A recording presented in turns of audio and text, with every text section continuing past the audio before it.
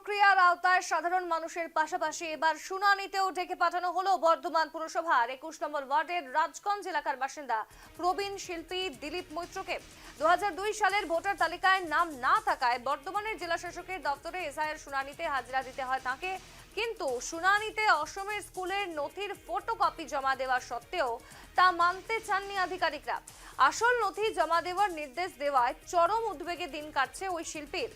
SIR শুনানি প্রক্রিয়ায় প্রবীণ শিল্পী দিলীপ মৈত্রকে এবার তলব। এসআইআর শুনানিতে অসমের স্কুলের নথির ফটোকপি অগ্রাহ্য, নাগরিকত্ব হারানোর আশঙ্কায় শিল্পী দিলীপ মৈত্র। আমার নাম ইতি সান্যাল।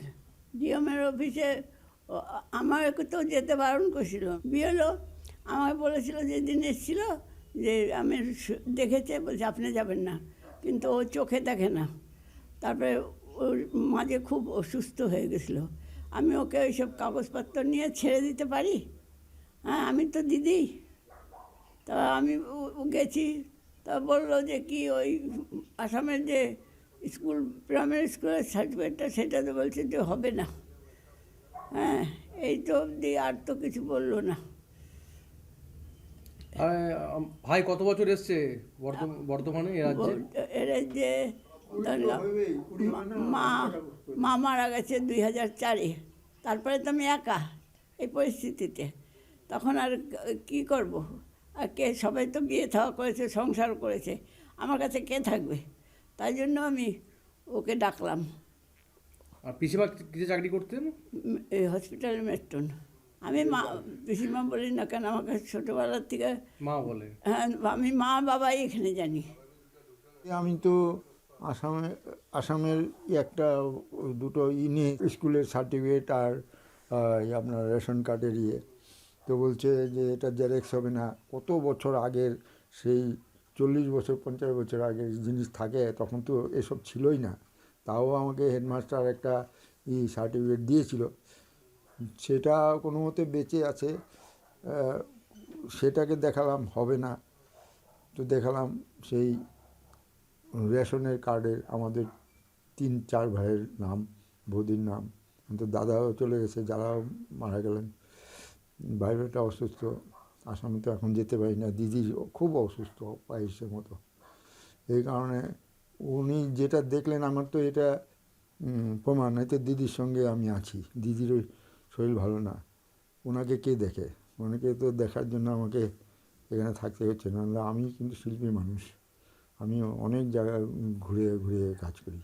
সিনেমার পোস্টার কাজ করতাম, ব্যানার, এই অবস্থা। এই আর কী বলবো, এখন তো আমার বয়স একটু হয়েছে, তো দৌড়াদৌড়ি করতে পারি না।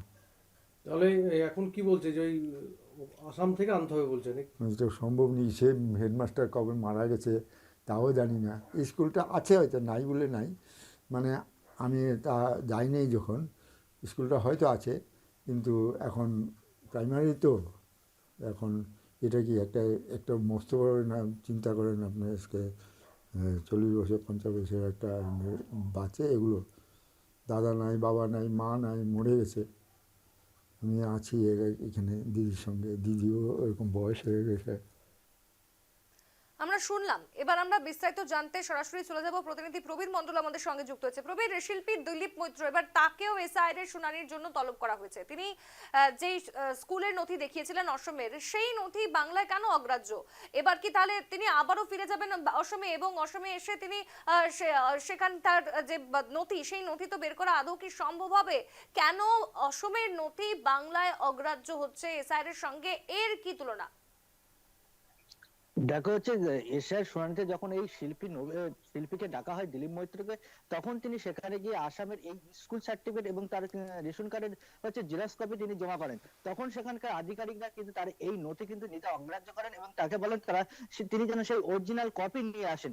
তখনই আমাদের মুখোমুখি হয়ে কিন্তু সেই শিল্পী দিলীপ মৈত্র জানান, আমি বহু বছর আগে, প্রায় 20 বছর আগে কিন্তু এখানে চলে এসেছি, সেই স্কুল আদৌ রয়েছে কিনা আর এই সার্টিফিকেট আমার পক্ষে সংগ্রহ করা সম্ভব নয়। কারণ বহু বছর আগে আমি যখন চলে এসেছি এখানে, আমি দিদি এখানে এসে আমি কিন্তু কলকাতার বিভিন্ন জায়গায় কিন্তু পোস্টারিং এর কাজ করতাম, দিদির কাছে থাকি।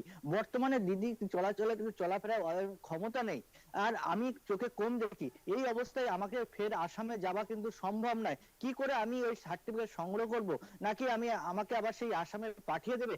এই নিয়ে কিন্তু আতঙ্কের মধ্যে রয়েছেন এই শিল্পী দিলীপ মৈত্র। যদিও এই নিয়ে ইতিমধ্যে কিন্তু রাজ্য রাজনীতি নিয়ে কিন্তু একটা চাপানুত্তর শুরু হয়ে গেছে। একদল আরেক দলকে দোষারোপ করছে, আরেক দল আরেক দলকে দোষারোপ করছে। এইরকম কিন্তু বর্ধমানে রাজগঞ্জের 21 নম্বর ওয়ার্ডের বাসিন্দা এই দিলীপ মৈত্র তার দিদি যথেষ্ট আতঙ্কের মধ্যে রয়েছেন নিজেদের নাগরিকত্ব নিয়ে। স্বর্ণালী, একেবারেই ধন্যবাদ তোমায় প্রবীর।